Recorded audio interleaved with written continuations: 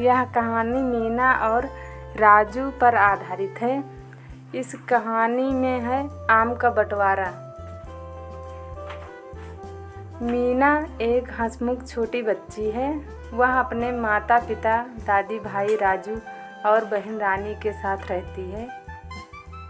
प्यारा मिट्ठू तोता उसका सबसे अच्छा दोस्त है। इस कहानी के अंत में मीना के परिवार के सब लोग यह समझ जाते हैं कि लड़कियों को भी बढ़ने के लिए गुण और मात्रा दोनों में लड़कों के बराबर भोजन की आवश्यकता होती है और घर के काम में सबको हाथ बटाना चाहिए। एक दिन मीना और मिट्ठू पेड़ पर चढ़कर एक पका हुआ आम तोड़ते हैं। मीना आम लेकर दौड़कर घर आती है कि राजू के साथ बांटकर खाएगी। माँ आम के 2 हिस्से कर भाई बहन में बांट देती है। मीना को यह देखकर बहुत बुरा लगता है कि माँ ने राजू को ज़्यादा बड़ा हिस्सा दिया है। वह जब यह कहती है तो दादी माँ कहती हैं, लड़कों को हमेशा लड़कियों से ज़्यादा दिया जाता है। रात को भी मीना देखती है कि राजू को ज़्यादा खाना मिला है।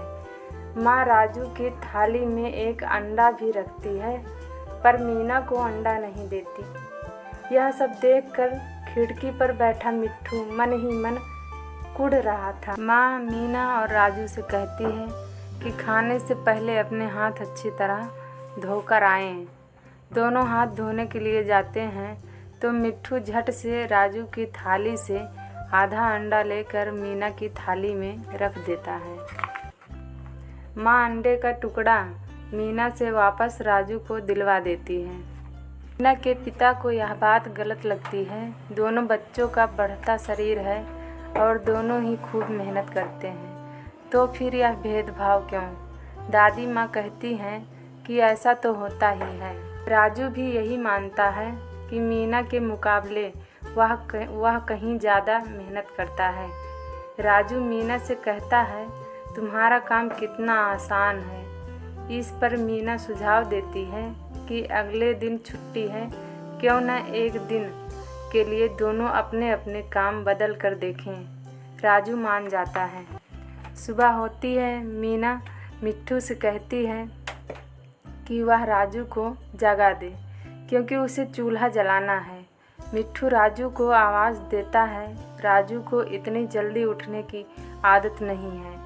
वह अलसाया सा उठता है। चूल्हा जलाते हुए राजू धुएं से तंग आ जाता है। उसे एहसास होता है कि चूल्हा जलाना आसान काम नहीं है। इसके बाद राजू आंगन साफ करने जाता है। उसे काम करना अच्छा नहीं लगता। किसी तरह इधर उधर झाड़ू लगाकर काम निपटा देता है। फिर मुर्गियों को दाना डालता है। मुर्गियां उछल उछल कर उसकी नाक में दम कर देती हैं।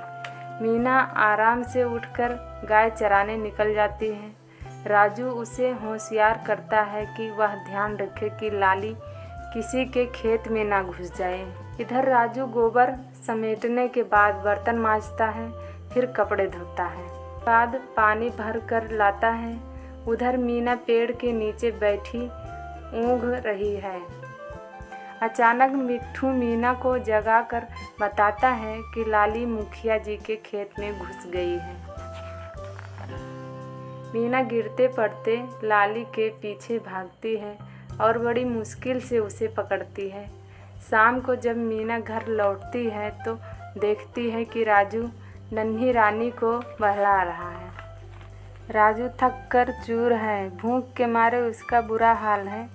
दिन भर राजू को काम करते देख दादी को महसूस होता है कि मीना रोजाना कितना काम करती है। उस रात माँ राजू को उतना ही खाना देती है जितना रोज़ मीना को देती थी, और मीना को उतना ही खाना देती है जितना रोज़ राजू को देती थी।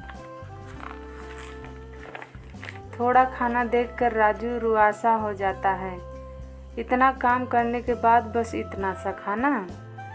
सब हंस पड़ते हैं। सब समझ गए हैं कि लड़के और लड़की दोनों को बराबर खाना चाहिए। अगले दिन स्कूल जाते समय राजू पका हुआ अमरूद तोड़ता है। राजू मीना के साथ बांटकर अमरूद खाता है।